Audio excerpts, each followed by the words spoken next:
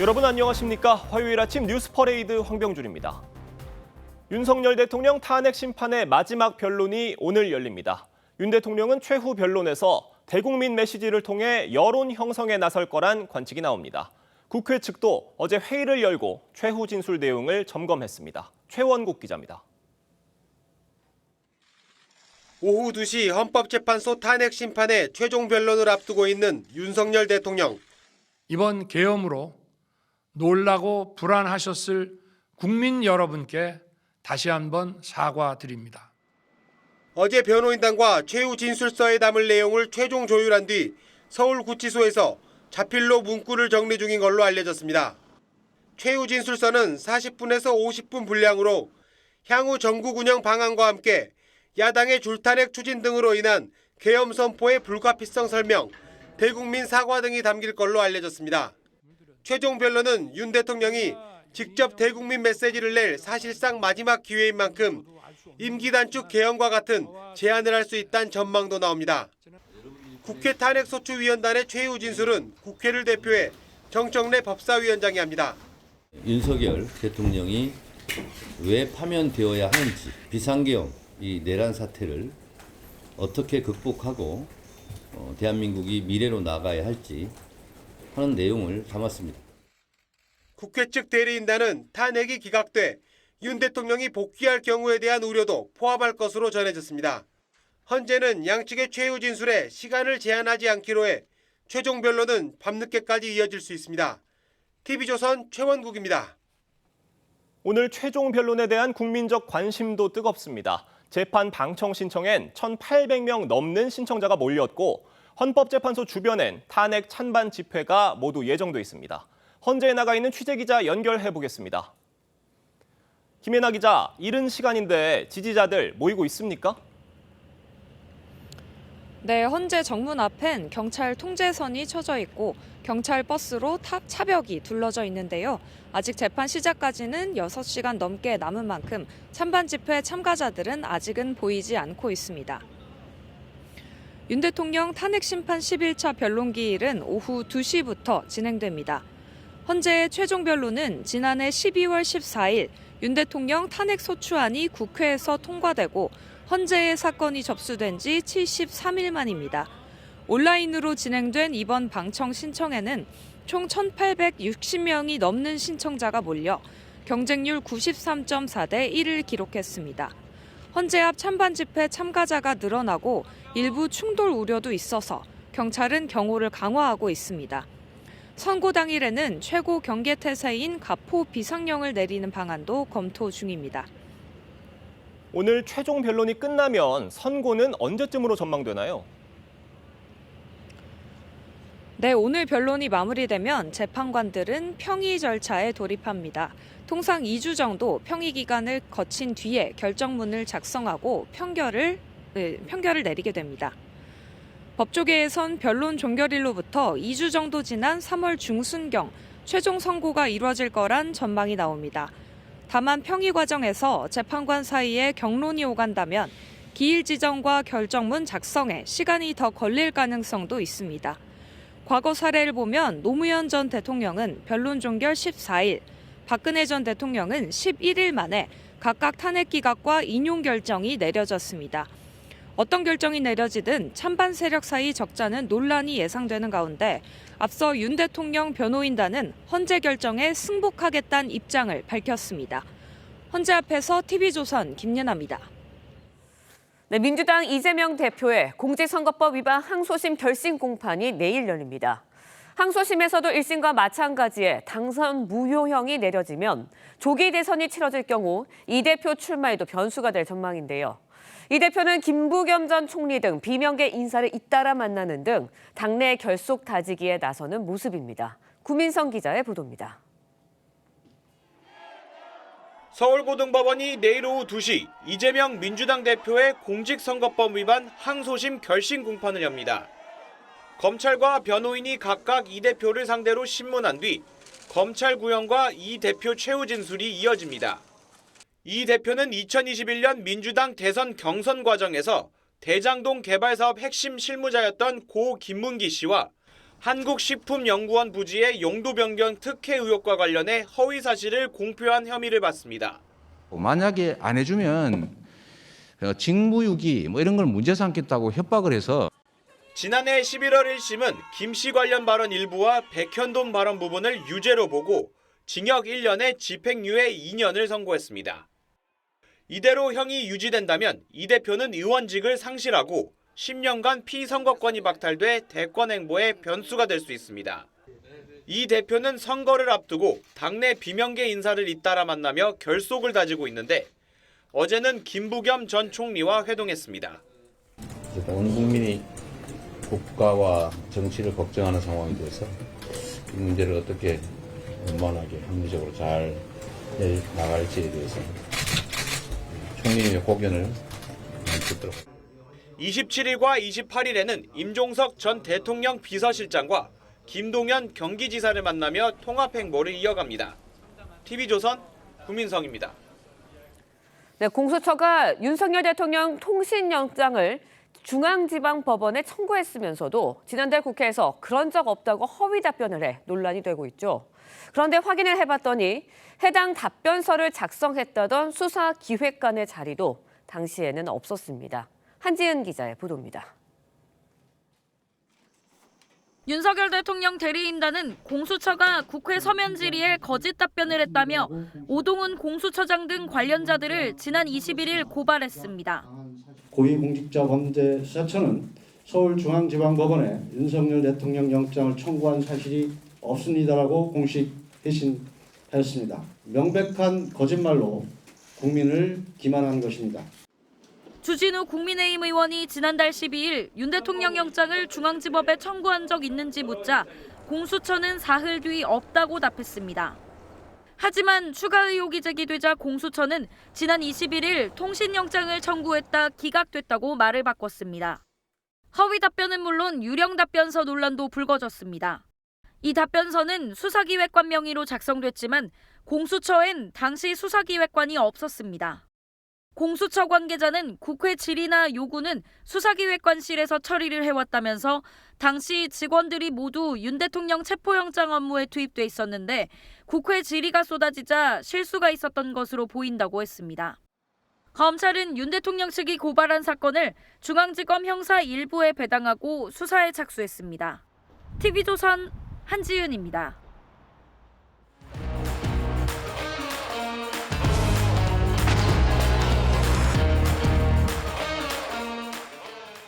전해드린 대로 윤석열 대통령이 오늘 탄핵 심판 최종 변론에 나섭니다. 어떤 메시지가 담길지 주목이 되고 있는데요. 네, 패널 네 분과 함께 자세한 이야기 나눠보도록 하겠습니다. 최병묵 정치평론가, 김상혜 전 민주당 부대변인, 장현주 변호사, 최진영 변호사 함께합니다. 안녕하세요. 네, 안녕하십니까. 국회가 윤 대통령 탄핵 소추안을 의결한 지 73일 만에 변론이 종결이 됩니다. 오늘 최종 변론을 앞두고 정치권에서 어떤 얘기 나왔는지 들어보겠습니다.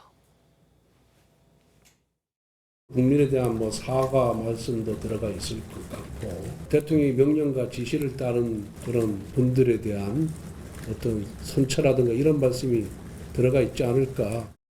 헌법재판소가 파면 이외에 다른 결론을 내릴 까닭이 없습니다. 윤석열이 다시 대통령직에 복귀한다는 것은 대한민국을 파멸의 길로 내모는 것이기 때문입니다. 윤석열 대통령의 최후 진술서에 어떤 내용이 담길지 참 많은 관측과 분석들이 나오고 있는데 최병묵 편집장님 어떻게 예측하십니까? 글쎄 지금 알 수 있는 사람이 별로 없는 것 같습니다. 네. 기자들 취재도 집중이 되고 있는데요. 다만 이제 그냥 추정 정도만 가능한데 아마 지금 권성동 원내대표도 얘기했듯이 사과 문구가 담길 것이다 이렇게 얘기를 하지만 그 사과도 지난번 대국민 사과처럼 불편을 끼쳐드려서 사과하는 것인지 아니면 비상계엄 자체 그 본질에 대해서 사과를 하는 것인지 이런 부분은 아직 명확하게 드러나지 않은데 아마도 이제 오늘 그 최종 변론이니까 그 헌재 재판관들을 상대로 한 어떤 그 의미보다는 대국민 메시지 쪽에 좀 집중하지 않을까. 그러면 제가 보기에도 사과 부분 들어갈 수 있을 것 같고요. 그다음에 만약에 본인이 이제 그 탄핵을 헌재에서 기각을 해주면 어떠한 국정 비전을 가지고 뭐 거기에 이제 임기 단축 개헌 같은 것도 충분히 가능한 얘기죠. 그래서 현재 이제 제왕적 대통령제를 규정한 뭐 현행 헌법을 어떤 식으로 바꾸겠다 뭐 이런 의미도 저는 충분히 담을 수 있다고 봅니다. 지금 말씀해주신 임기 단축 개헌 제한 내용도 담길 수 있다 이런 관측도 있는데 김상일 대변인님 보시기 어떻습니까? 글쎄요. 일단은 그 사안은 사실은 버스가 지나간 다음에 손 흔드는 거 아닌가 이런 생각이 드는데 대통령이 처음에 이제 비상계엄한 후에 비상계엄이 해제되고 질서 있는 후퇴가 논의될 때 예. 국민의힘 일각에서 이제 질서 있는 후퇴 방식 중에 하나로 이제 거론이 된 거잖아요. 네. 근데 지금은 사실상 이제 사법 절차가 지금 진행이 되고 있는 상황입니다. 그런데 갑자기 뭐 개헌 그것도 임기 단축 개헌 이걸 놓고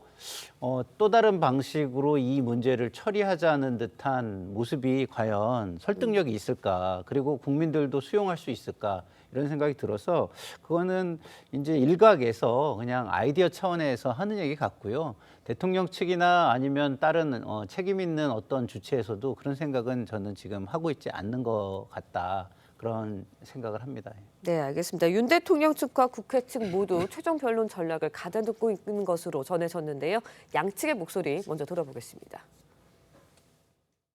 이 시작부터 끝까지 모든 것이 법치의 테두리 내에서 법 절차에 따라서 이루어져야 된다는 것을 말씀드리겠습니다. 비상계엄 선포 직후부터 시작된 내란몰이의 끝이 얼마나 반인권적이고 사실과 다른 일들이 벌어지고 있는지에 대해서 피청구인 윤석열 대통령이 왜 파면되어야 하는지, 사실과 다른 이야기를 지금까지 어떻게 주장했는지, 그리고 민주주의와 헌법에 적인 비상계엄, 이 내란 사태를 어떻게 극복하고 대한민국이 미래로 나가야 할지 하는 내용을 네, 탄핵 심판의 최종 변론입니다. 그렇다 보니까 결국은 쟁점은 비상계엄의 정당성, 위헌성 이 부분일 것 같아요. 최진윤 변호사님께 여쭤볼게요. 그동안 윤석열 대통령 비상계엄 선포 불가피한 상황이었다. 취지의 주장을 해왔잖아요. 그렇다 보니까 이 부분을 또 재차 강조하지 않을까라는 생각도 듭니다. 그렇습니다. 본질에 집중하지 않을까. 헌법재판소의 재판의 본질은 정치적 사법이라고 합니다. 그렇기 때문에 사법적인 부분에 대한 터치 플러스 정치적 부분에 대한 터치 크게 두 가지로 나눌 것 같습니다. 말씀하신 것처럼 정치적 부분은 뭐겠습니까? 내가 왜 이렇게 비상계엄을 할 수밖에 없었는지 이 상황에 대한 대국민 호소 이 부분이 강하게 들어갈 것이고 더불어서 지난 12월 15일도 그 대국민 발표에도 했습니다만 그와 같은 경위에도 불구하고 이와 같은 비상계엄을 통해서 국민에게 불편을 끼쳐드려서 송구하다. 이런 어떤 국민들에게 감성적으로 호소할 부분을 분명히 밝힐 것이고 더불어서 그 과정에서 실질적으로 한 37쪽에 해당하는 것 중에 80%가 내란이다라고 해놓고는 사실상 또 그 부분을 철회했지 않습니까? 예. 그렇게 했다 하더라도 그 과정에서 내란죄가 성립되지 않는다라는 부분에 대한 사법적인 어떤 판단에 대한 본인의 어떤 그 구체적인 증거, 특히 헌법재판 심판하는 과정에서 나오는 증인들과 증거에 대한 나름대로의 평가 이런 부분들이 들어가고 마지막으로는 국민들에게 직접적으로 호소하는 그런 전략이 나올 가능성이 높지 않을까 예측합니다. 네, 일단 국회 측에서는 이에 맞서기 위해서 뭐 비상계엄의 위헌성을 주장하는 내용을 담을 것 같은데 어떻게 예상하세요? 그렇죠. 결국에는 대통령에 대한 탄핵 심판 절차이기 때문에 12월 3일 밤에 대통령이 선포했던 비상계엄이 위헌이다. 이 부분을 주장하는 데 많은 시간 쓸 것으로 보입니다. 그러니까 결국 대통령이 선포한 비상계엄이 헌법 77조나 계엄법상에 정한 계엄의 실질적인 요건이나 형식적 요건 이런 부분을 갖추지 못했다라는 점을 다시 한번 정리해서 부각할 것으로 보이는데요. 특히 12월 3일 밤에 과연 헌법에서 정한 비상계엄 실질적인 요건인 전시사변, 기타 이에 준하는 비상사태가 아니었다라는 점을 또 강하게 이야기할 것으로 보이고 대통령이 뭐 야당의 행태를 알리거나 뭐 부정선거의 어떤 음모론을 파헤치기 위해 비상계엄을 선포했다라고는 하지만 이것 자체가 비상계엄을 선포할 수 있는 헌법상 요건이 아니기 때문에 사실상 이 비상계엄 자체가 실질적으로도 형식적으로도 요건을 결한 것 아니겠느냐 이 부분을 핵심적으로 주장할 것으로 보입니다. 네, 최종 변론을 하루 앞둔 어제 국민의힘 의원들은 공수처를 항의 방문했습니다. 목소리 들어보겠습니다. 공수처장 사퇴하라! 사퇴하라! 사퇴하라! 사퇴하라! 공수처는 태어나지 말았어야 되는 조직이었습니다. 특정 세력의 하명 수사처가 될 것이라고 예상한 대로 공수처는 그동안 민주당의 내란몰이 선동에 앞장섰습니다. 참 탄핵 심판 막바지까지 공수처를 둘러싼 여러 가지 의혹들이 계속 나오고 있는데 지금 전현희 의원이 발의한 공수처법 개정안을 두고는 지금 국민의힘에서는 보훈 입법을 했다, 체포 거래를 했다 이렇게 비판을 하고 있어요. 그렇죠. 아니 국민의힘이 제기하는 의혹에 저는 뭐 상당한 근거가 있다고 보는 이유가 윤석열 대통령이 1월 26일에 구속 기소가 되지 않았습니까? 자, 구속 기소가 된 이후에 대략 한 열흘 정도 지나서 2월 6일에 전현희 의원이 공수처의 그동안 수건 사업을 모두 다 해결해주는 법안을 냈거든요. 그러면 당연히 그거는 윤석열 대통령을 구속 기소해준, 그러니까 체포와 구속 기소 해준 데 대한 보훈이다 이렇게 생각하는 게 당연히 상식적인 거 아닌가요?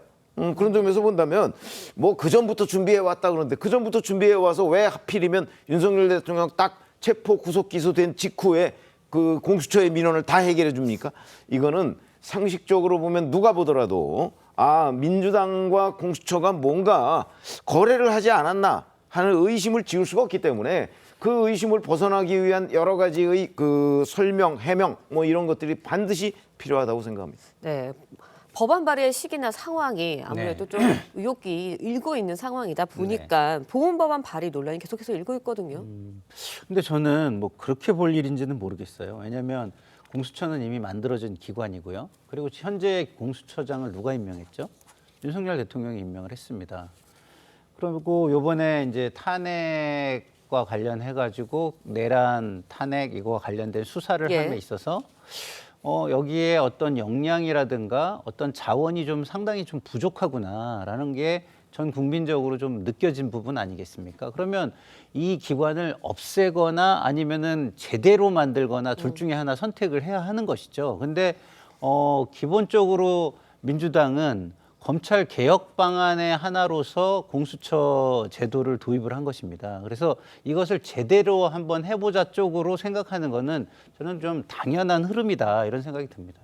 전현희 의원이 발의한 그 법안 시점상 여러 가지를 살펴보면 보훈 입법이 맞다라는 그런 강한 의심이 든다는 최병무 편집장님 의견 말씀해 주셨고요. 김상일 대변인님은 그렇게 보기까지는 좀 어렵지 않느냐 이런 해석 내놔 주셨는데 지금 이런 의혹도 있지 않습니까? 공수처가 영장 청구 사실 관련해서 거짓 답변을 했다 이런 의혹도 있어요. 만약에 이게 사실이다라고 한다고 하면은 고위공직자범죄수사처는 고위공직자범죄처로 이름을 바꿔야 된다고 봅니다.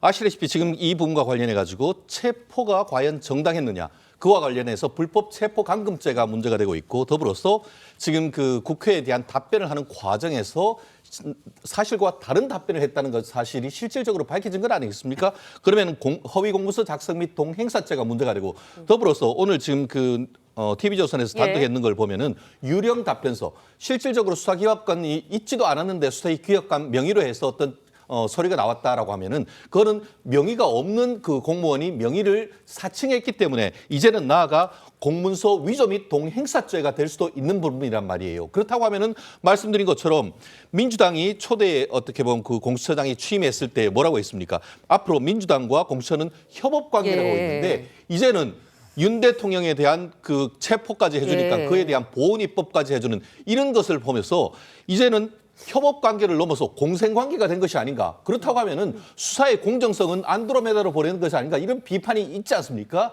이 부분에 대한 확실한 어떤 검찰의 수사가 저는 필요하다고 봅니다. 네, 허위 답변 의혹에 영장 쇼핑 의혹까지. 일단은 윤석열 대통령 변호인단이 오동훈 공수처장 고발한 상황이거든요. 그리고 오동훈 공수처장 오늘 국조특위 마지막 청문회에 출석할 예정입니다. 해명이 좀 있어야 되지 않을까 싶어요. 그렇죠. 오늘 국조특위 청문회에 나오게 된다라고 한다면 당연히 여야 의원들의 관련된 질의가 있을 것으로 예상됩니다. 그리고 이미 지난주 금요일에 윤석열 대통령 측 변호인단이 관련된 의혹들을 제기했을 때도 공수처가 즉각 반박하고 해명한 바가 있거든요. 특히 영장이 중앙지법에서 기각된 사유 자체가 공수처의 수사권과 관련된 부분이 아니었다라는 점이 좀 핵심적인 해명이었다라고 보이는데요. 오늘 또 추가로 나온 의혹들, 그러니까 기록이 고의로 누락된 것은 아닌지에 대한 부분이라든지 아니면 의원실에 공문으로 답변을 보낼 때 이 부분이 거짓 답변이었는지 이런 부분에 대해서는 아마 오늘 오동훈 처장이 맞는 해명을 해주지 않을까 생각됩니다. 네. 오늘 최종 변론을 마치면 3월 중에 선고가 내려질 것으로 예상이 되는데 이 어떤 결과가 나오든 간에 선고 당일에 서부지법 사태 같은 폭력 사태가 벌어질 수도 있지 않겠느냐 이런 우려도 나오고 있는 것 같습니다. 어떻게 보세요? 그렇죠. 뭐 각종 여론조사나 이런 것들 보면 탄핵 기각 인용 뭐 이 부분이 굉장히 거의 뭐 오차범위 내에서 엇갈리고 있는 상황이죠. 그러니까 뭐 기각이 되든 인용이 되든 그 부분에 동의할 수 없는 국민들이 상당히 많을 것이다라는 건 우리가 충분히 짐작이 가능하고요. 그러니까 이제 그 본인들의 뜻과 다르게 그 결론이 나왔다고 한다면 그게 이제 폭력 사태로 이어질 가능성, 그건 양쪽 진영에 저는 다 있다고 봅니다. 아마 그래서 경찰이 당일 가포 비상령을 발령할 것이다, 뭐 이런 지금 그 보도가 나오고 있지 않습니까? 그래서 그런 부분은 이제 만약에 지금부터 예상이 충분히 그 되는 일이기 때문에 경찰을 비롯해서 또 헌재도 여러 가지의 대책들을 강구할 필요가 있지 않나 이렇게 생각합니다. 네, 오늘도 최종 변론이 열리는 헌재 앞에서 찬핵 찬반 진영의 집회가 예고가 돼 있습니다. 항상 짚고 넘어가는 게 이 부분인 것 같아요. 선고 결과가 어떻게 나오든 간에 국열, 분열 이 부분이거든요. 어떻게 보세요? 그러니까 이게 우리 지도자들이 참 문제가 있는 거죠, 지금. 지도자들이 그 지도층에서 해결을 할 수 있는 거를 국민들을 선동해서 거리로 나오게 한다.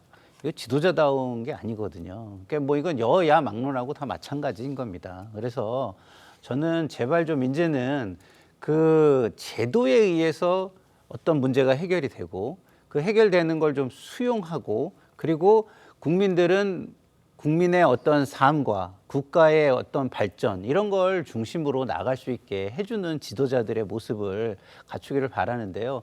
지금 상황은 보면 양쪽 다 선동을 통해서, 한쪽은 이게 정치 탄핵이다라는 어떤 프레임, 또 한쪽은 뭐 이제 헌정 질서 수호라는 어떤 프레임을 가지고 싸우는데, 결국 이 모든 것들이 조기 대선을 겨냥한 자기 이익 추구라는 생각이 들어요. 그래서 뭐 이런 부분에 대해서는 앞으로의 정치에 있어서도 바뀌어 나가야 될 부분이다. 그리고 제발 좀 정치권에서 이런 거를 좀 모여가지고 논의를 통해 가지고 과연 이게 국민과 정치와 국가 발전에 도움이 되는지 한번 스스로 논의하는 테이블을 한번 좀 가져봤으면 좋겠다, 이런 생각이 듭니다.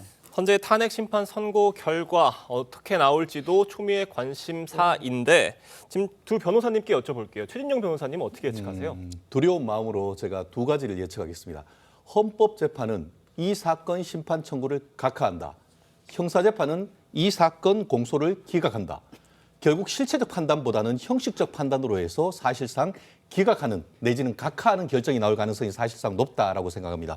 실질적으로 이 부분에 대해서 박근혜 전 대통령 때는 8대 0으로 일방적으로 탄핵이 됐습니다만, 현실적으로 봤을 때 정치적 사법의 본질을 봤을 때에 법적으로 봤을 때에 지금 탄핵을 해야 된다는 의견도 적지 않습니다만, 정치적인 측면에서 봤을 때 윤석열 대통령이 직무 복귀를 해야 된다는 여론도 거의 못지않게 있습니다. 그렇다고 한다고 하면은 저는 개인적으로 봤을 때에 4대 4로 의견이 나뉘는데, 탄핵에 반대하는 의견과 관련해 가지고는 실질적으로 이것을 기각한다라기보다는 이와 같은 심판 청구 절차, 그리고 심판하는 과정에서의 어떻게 보면은 중대한 내란 같은 것들을 처리한다든가 이런 부분, 어떤 법리적인 측면에서 봐서 심판 청구 자체가 부적법하다는 취지로 해서 각하함으로써 사실상 정치적 영역으로서 놔두는, 그래서 법정 의견이 4대 4가 되면은 각하로 갈 수밖에 없다라고 저는 개인적으로 생각하고, 그렇게 됐을 때 사실 형사재판으로서의 어떤 지금 부분에 대해서도 영향을 미치면은 그 또한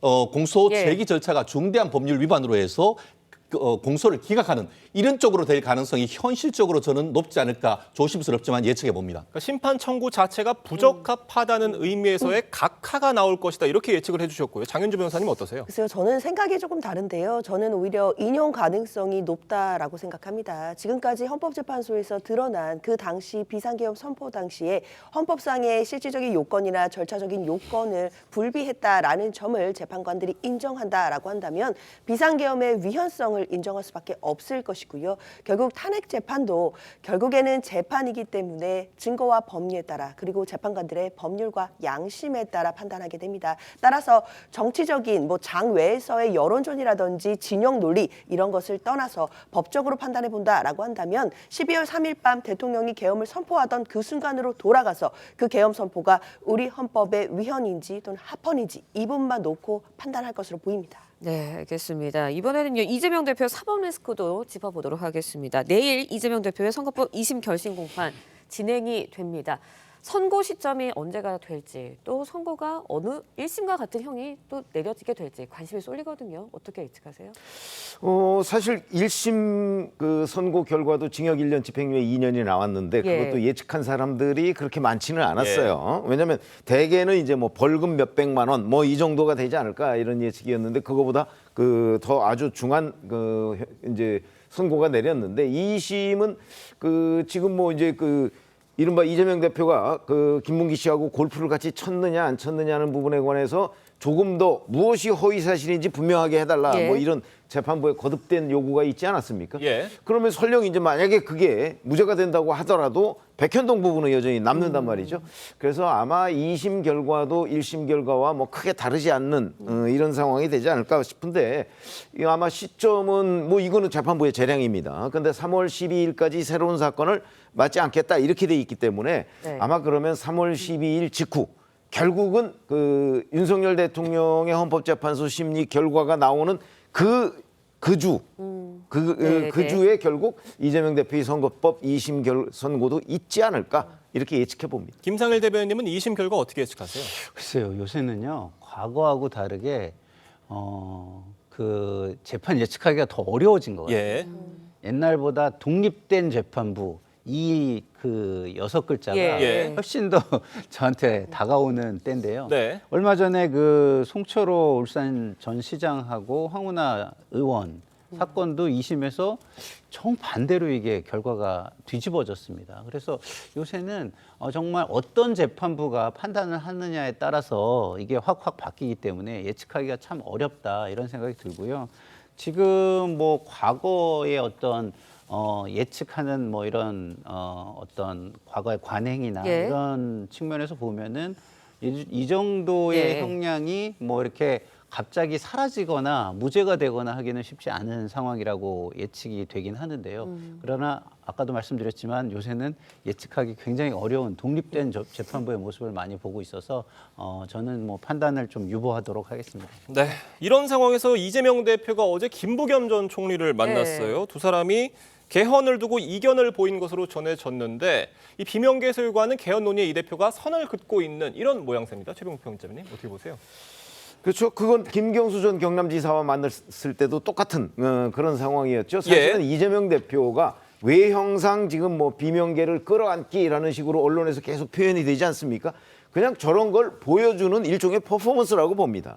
실질적으로 이재명 대표가 그러면 비명계를 끌어안느냐?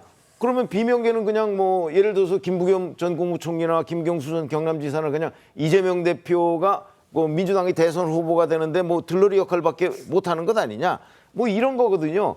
근데 그럴 것 같지는 않거든요. 그래서 이제 이재명 대표가 만나자 그러니까 뭐 만나기는 했는데 실질적인 성과는 아무것도 없다. 그리고 이재명 대표는 이재명 대표대로 뭔가 끌어안기의 모양은 갖췄지만 실질적으로 끌어안으려면 양쪽의 이해가 일치해야 되는데 그 이해는 완전히 오월동주식 아닌가 저는 이렇게 판단합니다. 네, 앞서 이제 이재명 대표가 만난 비명계에서는 이 대표의 이런 태도 변화에 대한 태도 변화도 감지가 됩니다. 박용진 전 의원, 이 전 대표와 이제 악연을 다 털었다. 중도 보수론에 대해서도 이렇게 평가를 했는데요. 박 전 의원의 이야기 먼저 듣고 이야기 이어가겠습니다. 정체성이 문제가 아니라 득표 확장성 측면으로서 보면 나쁘지 않은 선거 캠페인 이렇게 그냥 캠페인 전략이라고 보고 손흥민처럼 왼발 오른발을 다 써서 골문 어느 쪽에서 슛을 때려도 골을 넣을 수 있는 성과를 만들어내는 진보여야 진짜 진보지. 이낙연 대표에게 한 말씀 좀 부탁을 드리면 내란 심판과 정권 교체라고 하는 대의명분에 큰 틀에서 함께 해주시면 좋겠어요. 네, 박용진 전 의원 뭐 나쁘지 않은 전략이라고 말했고요. 김경수 전 지사도 비교적 긍정적인 반응을 좀 보이고 있는 것 같습니다. 앞서서 이제 일종의 퍼포먼스다라는 지적에 대해서 짚어주셨는데 실질적인 통합 행보라고 보시나요? 그렇죠. 이재명 대표가 이제 나름대로 통합 행보를 보여주고 있는데 이런 부분들이 어쨌든 좀 효과를 좀 보고 있다라고 저는 생각됩니다. 물론 보시는 분에 따라서는 너무 보여주기식 아니냐라고는 할 수 있겠지만 그래도 국민들께 함께 식사를 하거나 이야기를 하는 장면을 보여드리는 것만으로도 사실상 민주당 내부의 분열은 없고 통합을 하고 있다라는 것을 상징적으로 보여드릴 수 있는 점도 분명히 존재하거든요. 그렇기 때문에 정치적으로 봤을 때도 어느 정도 지금 통합 행보가 효력을 발휘하고 있다라고 볼 수 있을 것 같고 그리고 내부에서도 결국 지금 중요한 것은 아직 조기 대선 국면이 확실하지 않기 때문에 그때까지는 당이 단합해서 이런 내란 세력이라든지 또는 비상기업 사태에 대한 수습이 더 먼저 아니겠느냐 이런 부분에 대한 공감대는 있는 것 같습니다. 그 이후에 조기 대선 국면이 만약에 확실해진다라고 한다면 당연히 여러 주자들이 경쟁할 수도 있는 것 이건 민주당 내부에서 보장된 절차이기 때문에 그때 가면 또 다른 이야기들 나올 수 있겠다라는 생각도 듭니다. 지금 비명계에서는 이낙연 전 총리도 연대와 통합의 대상이다 이런 목소리가 나오고 있는데 네. 이낙연 전 총리와 이 대표 간에 네. 사감이 없지 않을 것 같거든요. 그렇죠. 어떻게 보세요? 사감이 상당히 많죠. 예. 예, 상당히 많지만 이제 사실은 본인들의 어떤 사감을 가지고 정치를 하는 건 아니잖아요. 정치의 영역은 국민을 위해서 하는 것이고 국가를 위해서 하는 것이고 미래를 위해서 하는 거 아니겠습니까? 그래서 그것에 도움이 된다면 이낙연 대표도 얼마든지 함께 해야 된다고 생각합니다. 근데 이제 이런 것이죠. 그 무엇을 위하여가 분명하냐는 거예요. 네. 그 대의가 분명하냐는 거. 그러니까 예를 들어서 좀 전에 우리가 박용진 의원 이야기를 들었는데 과연 그러면은 그 대의라는 것이 분명하냐 아니면 이분들이 자기 자신의 지금 현 상황을 타파하기 위한 것만이 거기에 남아있는 것이냐 이거는 굉장히 중요한 잣대가 저는 된다고 봅니다. 그래서 박용진 의원도 구체적인 요구사항이 있었어야 된다고 봐요. 예를 들어서 그동안 그러면 본인은 왜 밖에서 그렇게 불만이나 이런 걸 이야기했죠?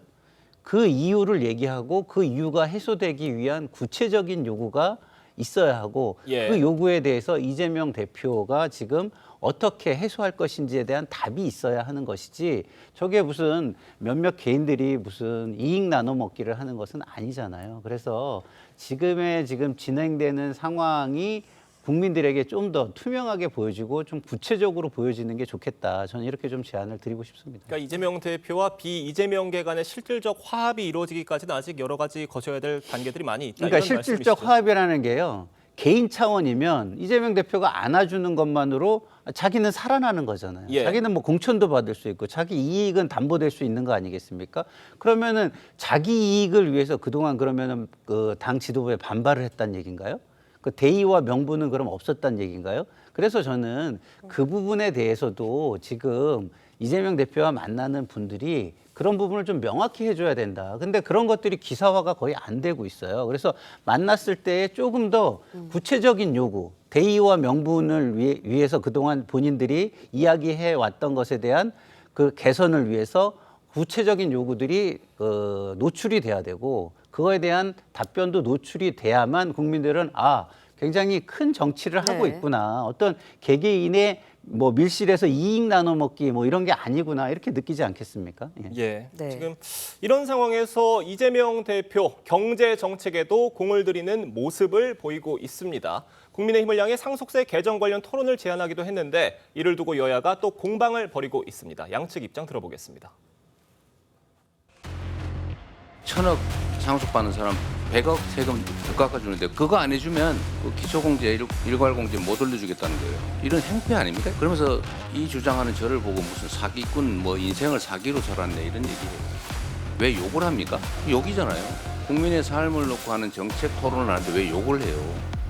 국민의힘 원내대표인 저를 콕 집어서 공개 토론을 제안했기에 이를 흔쾌히 수용했더니 이제 와서 3대3 토론을 제안하면서 또 도망을 가고 있습니다. 주제를 가리지 말고 1대1로 무제한 토론을 합시다. 그것이 공당 대표의 말에 신뢰를 주는 것입니다. 네, 정리를 좀 해보면 국민의힘에서 1대1 토론회를 제안을 했어요. 그렇다 보니까 이재명 대표가 3대3으로 제안을 했고요. 다시 또 권성동 원내대표가 1대1로 하자 이렇게 이야기를 한 상황입니다. 국민들이 보기에는 이게 실질적으로 대화를 하자는 건가 이런 생각이 드는데 어떻게 보세요?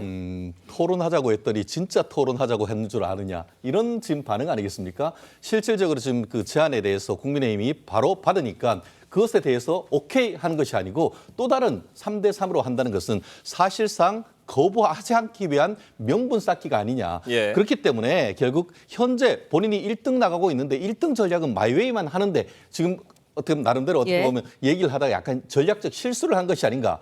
결국은 제가 봤을 때 1대1 토론은커녕 3대 3 토론도 안 될 가능성이 매우 높다. 그렇게 예측합니다. 네.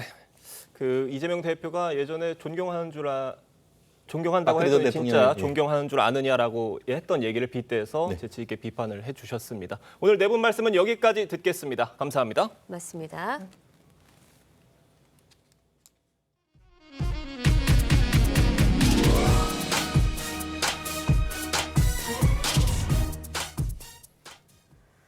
한국은행이 오늘 금융통화위원회를 열고 기준금리를 발표합니다. 지난달에 이어 동결로 기준금리 3%를 유지할지 경기 부양을 위해 인하에 나설지 주목되는데 미국 트럼프 정부의 관세 장벽에 따른 수출 타격과 민간 소비, 건설 투자 등 내수 부진 우려에 한은이 기준금리를 낮출 것이라는 전망이 우세합니다.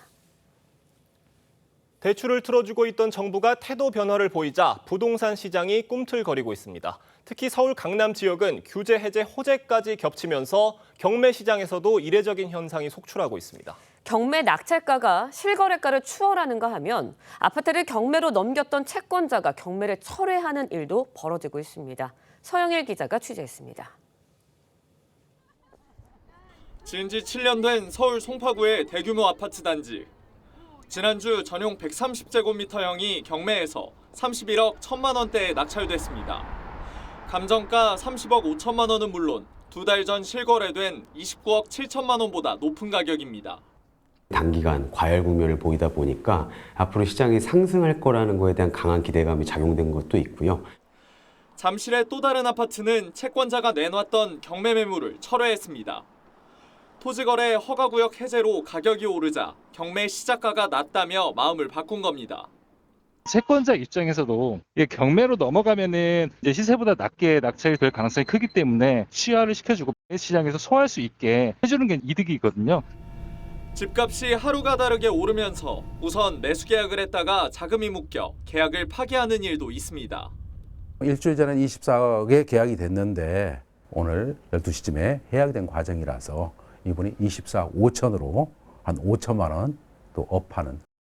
정부는 강남 집값이 오르고 있지만 걱정할 단계는 아니라는 입장이지만 이른바 패닉바잉 전조 현상이라는 지적도 나옵니다. TV조선 서영일입니다. 네, 화제 이슈 콕 집어서 파헤쳐봅니다. 아침의 픽 시작합니다. 김병환 금융위원장이 은행이 기준금리 인하를 반영해 대출 금리를 낮춰야 할 때라고 밝혔습니다. 오늘의 픽, 대출 금리 관련 내용 서병훈 이화여대 경제학과 교수와 함께 자세히 짚어보도록 하겠습니다. 안녕하세요. 안녕하십니까. 네, 먼저 이제 금융위원장이요. 시중은행에 대출 금리 인하하라고 압박하고 나섰습니다. 배경부터 설명해 주세요. 예, 그 금융위원장이 지금 기준금리 인하가 시장에 반영되는 것이 중요하고요. 그다음에 무엇보다도 그 시차라는 것이 존재를 합니다. 실제로 대출 상품의 만기라는 것이 존재하기 때문에 지난해 11월에 기준금리 인하가 됐는데요. 일반적으로 최소 3개월 이상이 지나야만 대출 금리의 인하에 반영이 됩니다. 근데 11월에 인하가 됐으니까 2월 달부터는 순차적으로 대출 금리가 인하돼야 된다고 판단을 하고 있는 것으로 보입니다. 그래서 이제는 대출 금리가 인하될 때가 됐으니까 실제로 대출 금리가 제대로 산정되고 있는지를 점검을 해야 되겠다 이렇게 판단한 것으로 보입니다. 그런데 지금 반대로 보면 예금 금리는 이미 기준금리 3%보다 낮은 정기예금 상품 금리가 연 2%대로 떨어지기 시작한 반면에요. 대출 금리는 여전히 4%에 머물고 있어서 금융 소비자들의 불만이 제기되고 있는 상황을 감안해서 시차도 고려했을 때 이미 대출 금리 상품은 이제 서서히 하락해야 된다고 판단을 했기 때문에 그 상황을 점검해 보겠다 이렇게 밝힌 것으로 보입니다. 네, 결국 정리를 해보면 기준금리는 내렸는데 대출금리는 그대로고 예금금리는 그걸 또 반영해가지고 먼저 더 내리고 그러다 보니까 은행이 결국은 자기네 이자 대금 예대마진만 높여서 이 손만 챙기는 거 아니냐 이런 지적이 일고 있을 수밖에 없거든요. 실제로요. 지난해 5대 은행 이자 수익만 50조 원 벌어들인 것으로 알려졌습니다. 은행에서는 뭐라 그래요? 이런 예. 지적에 대해서. 예, 맞습니다. 은행도 금융 소비자분들께서는 상당히 불만이 있을 거라고 보시는데요. 그런데 은행도 은행 나름의 사정은 있습니다. 무엇보다 가장 중요한 것은요. 은행은 지표금리, 이 지표금리에다가 가산금리랑 우대금리를 더해서 대출금리를 결정을 하는데요. 이 가산금리랑 우대금리라는 것은 결국은 경제 상황에 따라서 대출을 받는 차주들이 얼마나 대출을 성실히 상환할지 아니면 대출을 갖다 상환하지 못할지 이 위험도에 따라서 결정을 하게 되어 있습니다. 그런데 이 위험도라는 것이 최근에 경기 침체 위험 때문에 늘어났다. 이것이 가산금리를 올리고 우대금리를 낮출 수밖에 없는 상황이다라고 주장을 하고 있는데 그것도 근거는 있는 주장입니다. 왜냐하면 지난해 12월 말 기준으로요. 금융감독원 자료에 따르면 국내 은행 원화대출 연체율이 0.44%입니다. 이것은 8년 만에 최고치거든요. 그래서 연체율이 이렇게 상승을 하기 때문에 이것은 대출을 못 갚을 수 있는 차주의 비율이 평균적으로 늘어나고 있다는 것이고요. 그럼 이를 반영해서 은행은 가산금리는 올리고 우대금리는 낮춰서 결국 이걸 더한 대출 금리는 올라가서 그대로 유지될 수밖에 없는 거죠. 기준금리가 낮아진다 할지라도. 이런 것도 있었고 작년 연말만 하더라도 금융당국이 좀 가계부채가 늘어나는 것을 막기 위해서 은행에게 자율적으로 좀 대출 총량을 맞춰달라라고 요구를 했기 때문에 이것을 반영을 해서 대출 금리를 좀 높이는 방식으로 가계대출 조이기에 동참을 했다. 이렇게 주장을 하고 있습니다. 네, 이런 가운데 이제 하늘이 오늘 기준금리 결정합니다. 올해 성장률 하향 조정 예고된 만큼 기준금리 내릴 것이다. 이런 예상들도 나오고 있는데 어떻게 보세요? 예, 저도 기준금리를 0.25%포인트 낮출 것이다. 이렇게 보고 있습니다. 무엇보다도 그 물가 상승률 같은 경우는 이미 2% 초반대로 안정이 된 상황이고요. 그다음에 반면에 경기 침체 우려는 점점 커지고 있습니다. 한국은행이 지난 1월 금융통화위원회에서 기준금리 동결 결정을 하면서요. 경제성장률 전망치를 1.6에서 1.7%로 지난해 11월 말 내놓은 1.9%보다 오히려 하향 조정을 했고요. 오늘은 1.5%까지 낮출 것이다라는 전망이 제기되고 있습니다. 그래서 경기 침체 우려는 커졌고 원달러 환율도 1월 달보다는 좀 안정됐기 때문에 0.25%포인트 하향 조정할 것이다 이렇게 보고 있습니다. 네, 알겠습니다. 금리 이야기 해봤고요. 이번에는 부동산 시장 관련 소식도 짚어보도록 하겠습니다. 얼마 전이었죠. 서울시가 이제 토지거래 허가구역 해제했습니다. 서울 강남 3구 아파트 매매가 무섭게 오르고 있다. 이런 보도들 나오고 있는데 일단은 평균 거래가가 8% 올랐다고 하는데 실질적으로 오른 건가요? 예, 그렇게 실제 매매 가격 기준으로 봤을 때요. 토지거래 허가구역 해제 전후로 놓고 봤을 때 강남 3구죠. 서초구, 강남구, 송파구의 평균 거래 가격이 24억 5,139만 원으로요.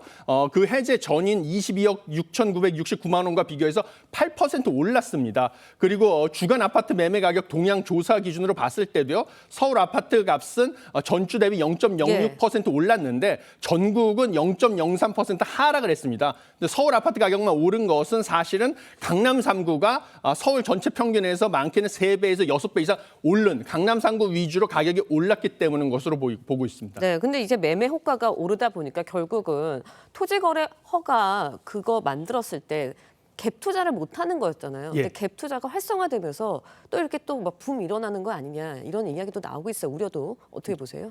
예, 사실은 강남 3구가 그동안에 가격 상승을 주도해 왔는데 토지거래 허가구역으로 지정을 해놔서 가격 상승을 갖다가 인위적으로 눌러놨던 그런 측면이 있었습니다. 근데 그걸 풀어주니까 이제는 실거주 의무 조건이 없어져서 당연히 갭 투자 재개가 가능해진 상황입니다. 그렇지만 현재 해당 지역의 전세가율이 재건축을 제외하고라도 40% 중후반대라서 최근 5개년 기준으로 최저 수치입니다. 그러니까 사실은 막대한 자금이 소요됩니다. 갭 투자를 하고자 하더라도 집값의 60%가 있어야 되는 상황이거든요. 그래서 당장은 갭 투자가 크게 늘어나기는 어려운 상황이지만요. 일단은 그동안에 억눌러 있던 수요 때문에 주택 가격은 상승할 것으로 보이고요. 강남 3구의 집값이 상승을 하게 되면 당연히 인근 지역의 집값도 따라서 올라가는 파급 효과가 있을 것으로 보입니다. 그래서 서울이 집값 상승을 주도하고요. 이것은 수도권 지역으로도 또 파급 효과가 있어서 당분간은 서울과 수도권이 주도하는 집값 상승의 양극화, 서울과 수도권은 집값이 올라가고 지방은 침체되는 이런 양극화는 불가피하다 이렇게 보고 있습니다. 네, 지금 양극화 짚어주셨잖아요. 그렇다 보니까 정부가 이제 내달 24일부터 디딤돌과 버팀목 대출금리, 지역 무력감 차등화한다라고 밝혔습니다. 정부에서도 여기에 대한 대책을 좀 내놓고 있는데 지방의 미분양 문제 이거 어떻게 해결할 수 있을까요? 예, 지금 사실은 정부에서도 디딤돌 그다음에 뭐 저 버팀목 대출을 예. 이용해서 지방의 미분양을 살 경우에 중공업 미분양을 살 경우에는 심지어 금리를 더 낮춰주겠다고 했는데요. 이것만 가지고 사실은 미분양 문제를 해결하기는 역부족이다. 양극화 문제 해결하기 역부족이라고 보고 있습니다. 왜냐하면 지금 주택건설 인허가 실적이라는 것이 있는데요. 이것만 놓고 봤을 때 향후 신규 주택 공급이 서울이 지방보다 훨씬 줄어들 것이다라는 지표들이 여러 가지 나와 있습니다. 예. 2023년 기준으로 봤을 때는요. 서울의 주택건설 인허가 실적은 10년 평균의 53%에 불과하고요. 지방은 79%입니다. 그러니까 서울이 앞으로 신규 주택 공급이 향후 3, 4년 이후에 반토막, 10년 평균의 반토막이 될 것이다라는 것을 시사하니까 이러면 서울의 전세 가격, 그다음에 신주택 가격은 앞으로 상승할 것이다. 지방에 비해서 훨씬 더 많이 네. 상승할 것이라는 것을 예측할 수 있고요. 당연히 이것은 정책자금 대출 금리를 일부 깎아준다고 해서 수요가 지방으로 가지 않고 서울로 더 몰릴 것을 시사합니다. 그러니까 이건 추가적인 대책이 필요하다. 이렇게밖에 볼 수가 없습니다. 네, 부동산 시장의 양극화 문제 실질적으로 보다 심각하지 않나라는 생각이 좀 듭니다. 지금까지 이화여대 경제학과 교수 석병훈 교수와 함께 이야기 나눠봤습니다. 오늘 말씀 고맙습니다. 감사합니다.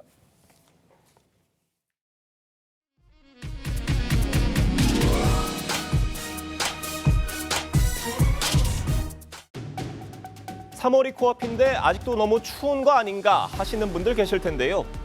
입춘과 우수를 지나도 한파가 이어지면서 올겨울 평균 기온 영하 1.8도로 영상이었던 지난해보다 2.5도 낮아졌습니다. 실제로 더 길고 추운 겨울인 겁니다. 이 때문에 매년 이맘때면 홍매화가 붉게 물들였던 전남 순천의 한 마을도 올해는 앙상한 나뭇가지만 눈에 띄는 상황이고요. 제주기상청 청산의 계절 관측용 매화는 지난해보다 한 달 넘게 늦게 개화했다고 합니다. 봄꽃이 피려면 영상 5도 이상인 날이 이어져야 하는데 늦추위가 기승을 부리다 보니 올해는 이 시점이 늦어지고 있습니다. 봄을 가장 먼저 알리는 생강꽃, 제주 한라수목원에서 3월 14일쯤 개화를 하고요. 벚꽃은 3월 26일쯤 피기 시작해서 4월 6일쯤 만개할 전망입니다. 지난해 서울 벚꽃 만개 시기인 4월 2일보다 4일 정도 늦어지는 셈입니다. 전국 평균적으로 봤을 때 벚나무는 4일 정도, 그리고 생강나무도 4일, 그리고 진달래는 7일 정도 늦어지는 걸로 예측을 하고 있습니다.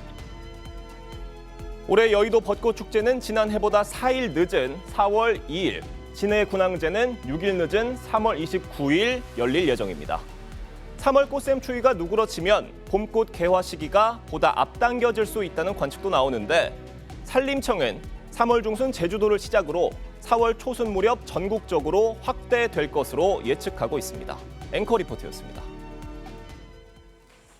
네, 우크라이나 전쟁이 3주년을 맞은 가운데 미국이 이끌고 있는 종전 협상이 속도를 내고 있는 모습입니다. 트럼프 미 대통령은 전쟁이 몇 주 내에 끝날 것이라고 공언했고 마크롱 프랑스 대통령은 유럽 평화유지군의 우크라이나 파병에 동의했습니다. 황선영 기자의 보도입니다. 나란히 앉아 악수하는 트럼프 미 대통령과 마크롱 프랑스 대통령. 두 정상의 주된 회담 의제는 우크라이나 전쟁 종식이었습니다. 트럼프 대통령은 몇 주 안에 전쟁을 끝낼 수 있다고 장담했습니다. I think the war could end soon. How soon? Within weeks. 또 곧 우크라이나 젤렌스키 대통령을 만나겠다며 광물 협정에 안보 보장을 포함하겠다고 했습니다. 앞서 미국은 전쟁 지원 대가로 우크라이나에 720조 원 상당의 광물 협정안을 제시했는데 젤렌스키 대통령은 여기에 더한 확실한 안보 보장책을 요구했습니다. Our teams are already working productively with the U.S. on economic agreement, which we hope to sign in Washington. 두 정상은 종전 후 우크라이나에 평화유지군을 배치하는 일에도 공감했습니다. 우크라이나가 원하는 나토 가입이나 미군 파병 대신 절충안에 동의한 겁니다. On est prêt à apporter ces garanties de sécurité. Les conditions, elles doivent être définies. Elles doivent être définies par l'accord. 러시아는 우크라이나 내 외국군 주둔에 반대하지만 트럼프 대통령은 설득하겠다고 했습니다. 유럽은 우크라이나가 종전 협상에 반드시 참여해야 한다고 촉구했습니다. TV조선 황선영입니다. 네, TV조선이 후원하고 조선교육문화미디어와 조선에듀가 주최하고 있는 2025 대한민국 교육대상 수상자가 발표됐습니다. 어학시험 교재 부문에선 주식회사 YBM이 18회 연속 수상했고 교육인물 부문에선 오정석 부산 동래학원 이사장이 수상했습니다. 대한민국 교육대상은 우수교육 브랜드를 발굴하고 알리기 위해 지난 2008년 시작돼 올해로 18회째를 맞았습니다.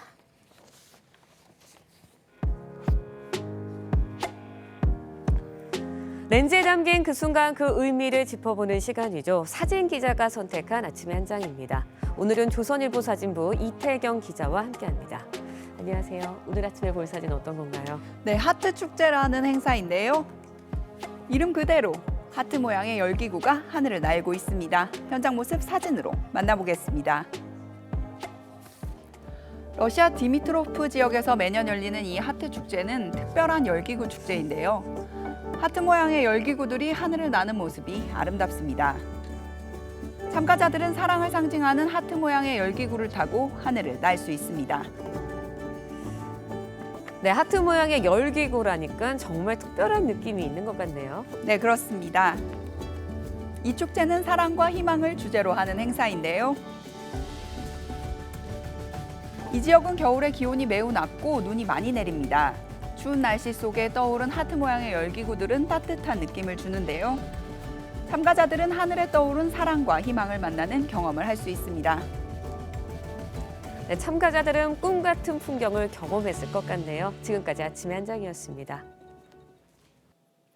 어제 부산에서는 가장 먼저 봄을 알린다는 봄의 전령사 홍매화가 꽃망울을 터뜨렸습니다. 오늘은 어제보다 기온이 더 오르겠는데요. 서울의 아침 기온 영하 2.7도로 어제보다 4도 정도 높고 한낮에는 7도까지 올라 평년 수준을 회복하겠습니다. 주 후반에는 낮 기온이 11도까지 오르겠습니다. 나날이 대기는 건조해지고 있습니다. 특히 서풍이 태백산맥을 타고 넘으면 더 건조해지는 양간지풍이 불면서 동해안 지역은 화재 위험이 더 높아졌는데요. 계속해서 불조심하시기 바랍니다. 오늘은 전국 하늘에 구름의 양이 많겠고 강원 내륙과 산지에는 내일 새벽까지 1cm 미만의 눈이 조금 내리겠습니다. 한낮 기온은 어제보다 1도에서 5도 정도 높겠습니다. 서울과 춘천 7도, 강릉 9도, 영남 지방은 11도 안팎으로 두 자릿수까지 기온이 올라서겠습니다. 날은 갈수록 더 포근해지며 봄에 가까워지겠습니다. 3.1절 연휴에는 충청과 남부지방에 비 소식 들어 있습니다. 오늘의 날씨 이나일입니다. 이상으로 화요일 뉴스 퍼레이드 마칩니다. 네, 저희는 내일 아침 7시 30분에 다시 찾아뵙겠습니다. 시청해주신 여러분 고맙습니다.